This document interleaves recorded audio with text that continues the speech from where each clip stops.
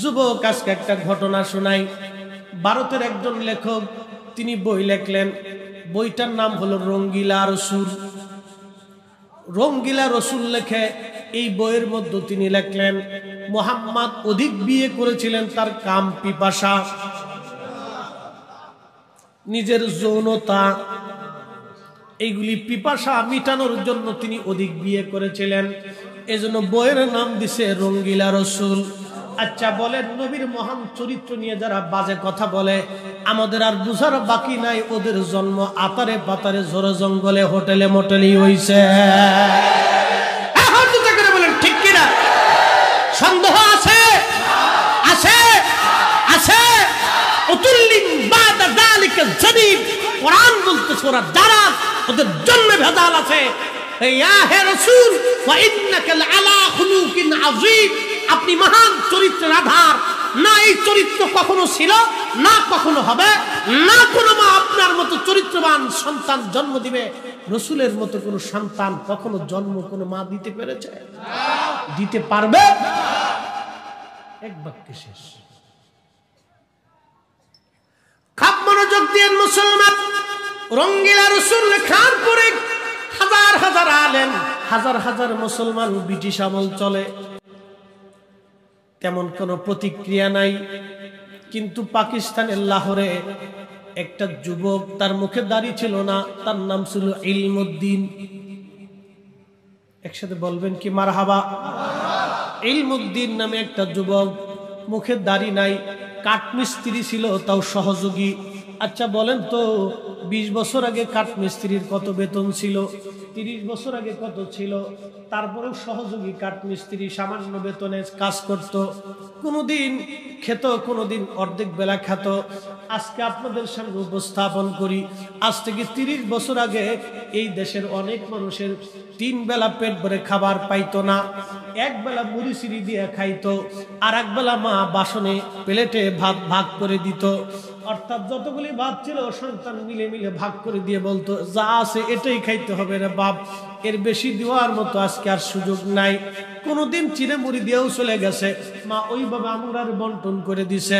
আজকে মানুষ আছে 18 কোটি, কিন্তু ভিক্ষে যে করে তার বাড়িতেও 2-4-10 কেজি চাল থাকে। কি কথা কন ঠিক কিনা?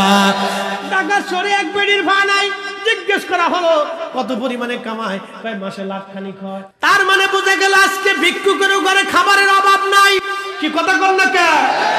কিন্তু 20 বছর আগে পেট ভরে এদেশের মানুষ 3 বেলা খাইতে পারে নাই, এইরকম 80% ফ্যামিলি ছিল। মিথ্যা কথা বলছি? চেয়ারম্যান সাহেব এখানে উপস্থিত আছে, এখানে মুরব্বী আছেন, হুজুর কেবলা এখানে উপস্থিত আছেন, আলহামদুলিল্লাহ। অনেক উলামা ইকরাম আপনারাও আছেন, মুরব্বীরা আছেন, বয়স্ক মানুষ আছেন। আমি সত্য একটা বাস্তবতা থেকে উপস্থাপন করতেছি বাপ। এর জন্য মানুষের অহংকার করার কিছু নাই, গর্ব করার কিছু নাই। যিনি দেন তিনি আল্লাহ, যিনি নিয়ে যান তিনি আল্লাহ। আল্লাহ দিছে, আবার আল্লাহ নিয়ে চলে যাবে। এই বাংলাদেশ আল্লাহ এখন খাবার রিজিক দিছে, আবার দেখা যাবে 2-4-5 বছর পরে অভাব দিয়ে অনটন দিয়ে আল্লাহ একবারে ক্লান্ত করে দিতে পারে। কথা বলে ঠিক কিনা? সবসময় সুখে দুঃখে শুকর হবে কার? আল্লাহ। হযরত ইলমুদ্দিনের কথা বলতেছি। ইলমুদ্দিন তিনি কোন রকম বেতন পাওয়ার পরে একটা ছুরি কিনলেন। ইলমুদ্দিনের চিন্তা হলো, রঙ্গিলা রসুল লেখে আমার নবীর ইজ্জতের সে আঘাত করছে, হয় ও বাঁচবে না হয় আমি বাঁচবো, হয় ও মরবে না হয় আমি মরবো। এই কথা বলার পরে তখন ব্রিটিশ আমল চলতেছে, বর্ডার টর্ডার এত কিছু ছিল না। পাকিস্তানের লাহোর থেকে রওনা দিয়ে সে ভারতে আসছে। রঙ্গিলা রসুলের লেখকরে সে হত্যা করলো। হত্যা করার পরে পুলিশ তার অ্যারেস্ট করলো, নিয়ে চলে গেল। বিচার আদালত বসছে। ব্রিটিশদের বিচার তো অত্যন্ত কঠিন বিচার, তারা ঘুষ টুস খায় না। আমরা বাঙালি না হয় ঘুষ মুস খেয়ে ডাইন বাম করে এটা সেটা করি। বাজান রে, দুনিয়ার মধ্যে যারা অন্যায় বিচার করে কিয়ামতের ময়দানে তারা বিরাট বড় ক্ষতিগ্রস্ত হবে। দুনিয়ার মধ্যে যারা ন্যায় বিচার করে কিয়ামতের মাঠে আল্লাহ তারা আরশে আল্লাহর নিচে জায়গা করে দিবে। একবার জোরে বলা যাবে কি মারহাবা? খুব মনোযোগ দিয়ে শুনিয়া যান। হযরত ইলমুদ্দিন বিচারের কাঠগড়ায় ব্রিটিশ বিচারক থেকে জিজ্ঞেস করলো, ইলমুদ্দিন তুমি কি হত্যা করছো? বলে হ্যাঁ। কেন হত্যা করছো? বলে আমার রসুলের নামে ফায়সা কথাগুলো একটা বই লেখছে, রঙ্গিলা রসুল। আমি সহ্য করতে পারি না, হয় মরবে না হয় আমি মরব, এই জন্য আমি তাকে হত্যা করে ফেলছি। তখন বিচারক রায় দিয়ে দিবে। আদালত বলতেছে, উকিল যারা আছে তারা তো আবার বলতেছে, বিচারক অপেক্ষা করেন, আমার যিনি মক্কেল তিনি আবেগের বশে কাজ করেছেন, তাকে একটু সময় দেন, বয়স অল্প, যুবক মানুষ, আমরা তার সঙ্গে কথা বলি, আজকে রায় দিবেন না, আর একটু সময় তাকে দেয়া হোক। সময় দেয়া হলো। এবার উকিল মহোদয় তিনি ইলমুদ্দিনের কাছে যা বলেন, ইলমুদ্দিন তুমি শুধু একটা কথা বলবা, তোমাকে ফাঁসির কাষ্ঠ থেকে আমি ছুটাই নিয়ে আসব। ইলমুদ্দিন বলেন, কি বলতে হবে বলেন। বলে, বলতে হবে তুমি শুধু বলবা আমি আবেগতাড়িত হয়ে করে ফেলছি, আমার ব্রেন তখন ঠিক ছিল না, আমি কাজ ঠিক করতে পারি নাই, আমি তখন অসুস্থ ছিলাম, আমি আদালতের কাছে ক্ষমা চাই, শুধু এই কথাটা বলবা, তোমাকে ফাঁসি থেকে মুক্ত করে নিয়ে আসবো, জেল যাবত যাই হোক না কেন তোমাকে ফাঁসির থেকে খালাস করে নিয়ে আসবো। ইলমুদ্দিন হুঙ্কার ছেড়ে উকিলকে বলতেছে, উকিল আমার মামলার উকিলতে আপনার করতে হবে না, শোনেন আমি বুঝে সুঝেই তাকে হত্যা করেছি, আমি যার প্রেমের মালা গলায় দিছি তার জন্য ফাঁসির মালা গলায় দিতে পারি। আল্লাহু আকবার! কার হাত উঁচু করে বলেন আল্লাহু আকবার। রাসূলুল্লাহর মহব্বত কার কলিজার ভিতরে আসবে আমরা জানি না, ঠিক কি না? নবীর মহব্বত আসার জন্য অনেক পর্দা বলা হওয়া লাগে না, বিরাট বড় মুফতি হওয়া লাগে না, বিরাট বক্তা হওয়া লাগে না, বিরাট বড় অধ্যক্ষ উপধ্যক্ষ চ্যান্সেলর প্রিন্সিপাল হওয়া লাগে না, বিরাট বড় শিক্ষিত চেয়ারম্যান মেম্বার এমপি মন্ত্রী মিনিস্টার ওসিডি সিএসপি এগুলি হওয়া লাগে না।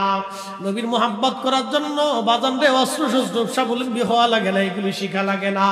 আল্লাহ নবীর মহব্বত কার কলিজায় কখন আসবে তারা কান্দার মুসলমান আমরা কেউ বলতে পারবো না। ইলমুদ্দিন ডাক ডাকে, উকিল যার জন্য আজকে প্রেমের মালা গলায় দিলাম, আজকে আমি তার জন্য ফাঁসির মালা গলায় দিতে পারি, আমি মিথ্যা বলবো না, আমি শাহাদাত বরণ করার জন্য প্রস্তুত হয়ে আছি, আমি ওই নবীর জন্য, আমি ইলমুদ্দিন জীবন দেওয়ার জন্য আমি প্রস্তুত হয়ে আছি। যুবক আপনাকে বলতেছি, সেই দিন ইলমুদ্দিনের জন্য ফাঁসির রায় দিয়ে দেওয়া হলো। ফাঁসির রায় যখন দেওয়া হয় তখন ইলমুদ্দিন মুস্কি মুস্কি আসে। যখন তারে ফাঁসির কাস্টে নিয়ে যাওয়া হলো, বিচারক ডাক দে বলো, ইলমুদ্দিন তোমার কি কোনো চাওয়া পাওয়া আছে? বলে নাই। ইলমুদ্দিন তুমি কেন মুস্কি মুস্কি হাসো? ও যুবক আজকে তুমি কি মুসলমান হইছো? সিগারেট তুমি ছাড়তে পারো না। ও যুবক আজকে তুমি কেমন নবীর উম্মত হইলা? তুমি কেমন করে রসুলের উম্মত হইলা? নবীর সুন্নতে রঙে রঙিন হতে পারলা না। ও যুবক তুমি কেমন মুসলমান হইলা? এখনো রসুলের আদর্শের পথে আসতে পারো নাই। যুবক ইলমুদ্দিনের দিকে তাকাও, কোনো লেখাপড়া চার ছিল না, কোন রকম মক্তবে লেখাপড়া করছে।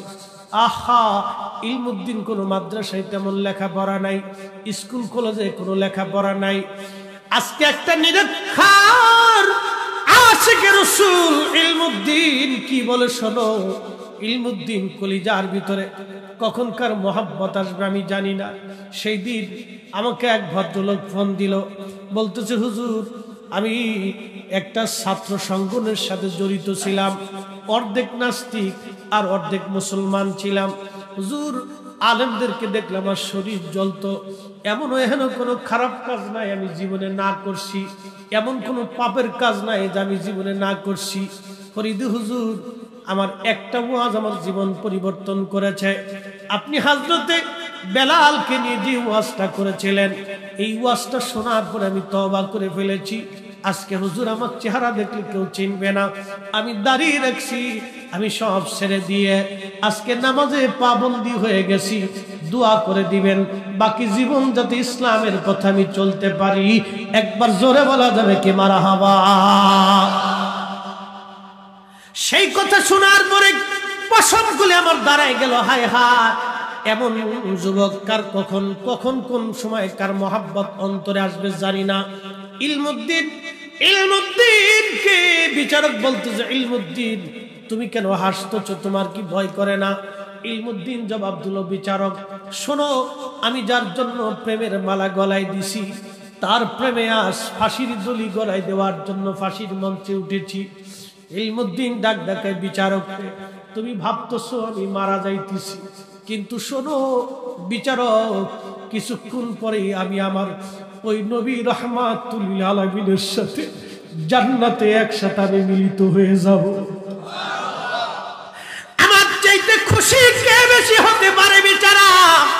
গত রাত্রিবেলা ওই নবী আমার সঙ্গে স্বপ্নে কথা বলে গেছে, আমি জানি কিছুক্ষণ পরে আমি শহীদ হয়ে যাব।